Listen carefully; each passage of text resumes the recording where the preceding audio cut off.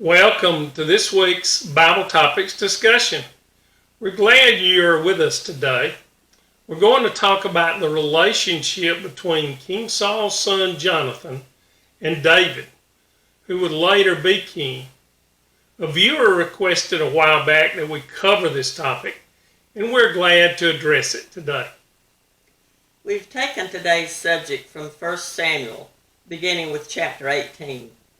Earlier in this book of the Bible, we learn how Saul was chosen as king over Israel, and about how David had joined him at his request to assist him in his kingdom.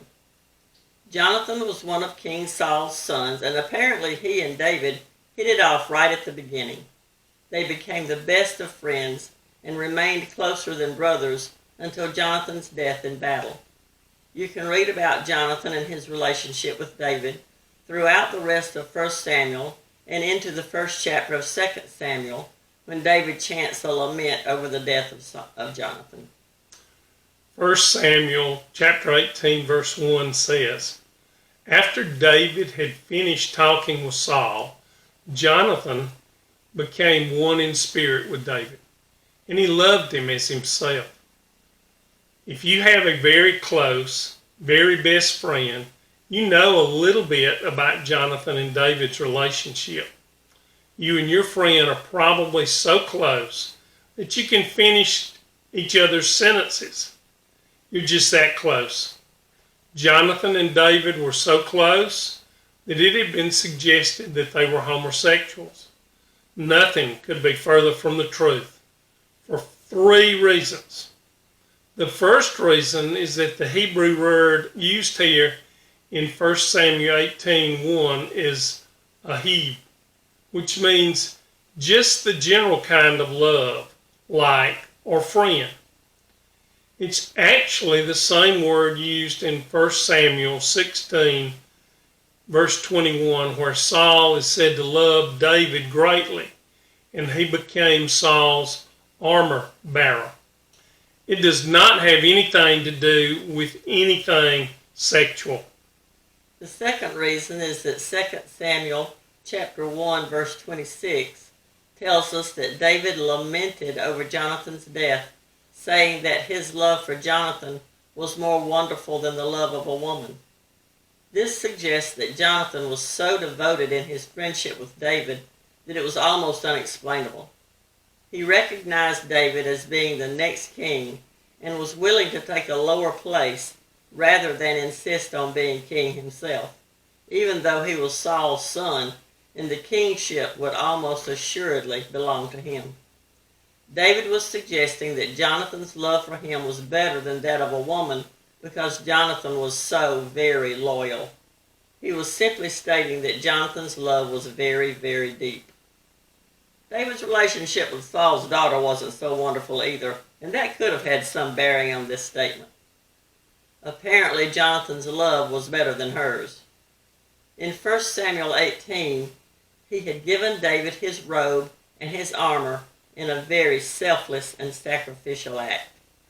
The third reason their relationship could not have been homosexual is that the Bible always speaks of homosexuality as a sin, as in Leviticus chapter 20 verse 13, which says, "If a man has sexual relations with a man as one does with a woman, both of them have done what is detestable. They are to be put to death. Their blood will be on their own heads."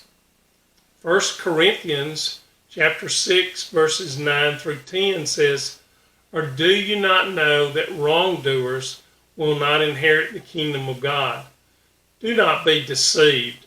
Neither the sexually immoral, nor idolaters, nor adulterers, nor men who have sex with men, nor thieves, nor the greedy, nor drunkards, nor slanderers, nor swindlers will inherit the kingdom of God."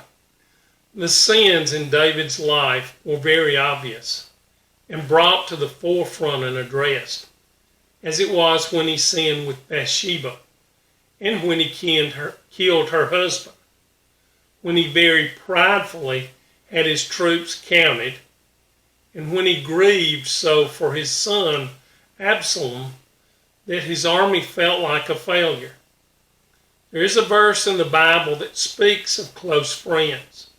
It's Proverbs chapter 18, verse 24, which says, "One who has unreliable friends soon comes to ruin, but there is a friend who sticks closer than a brother." In David's life, that was Jonathan. He even saved David from Jonathan's own father, Saul, a time or two when Saul wanted to kill David. The remainder of 1 Samuel, beginning in chapter 18 and into 2 Samuel chapter 1, make for some interesting reading on this subject.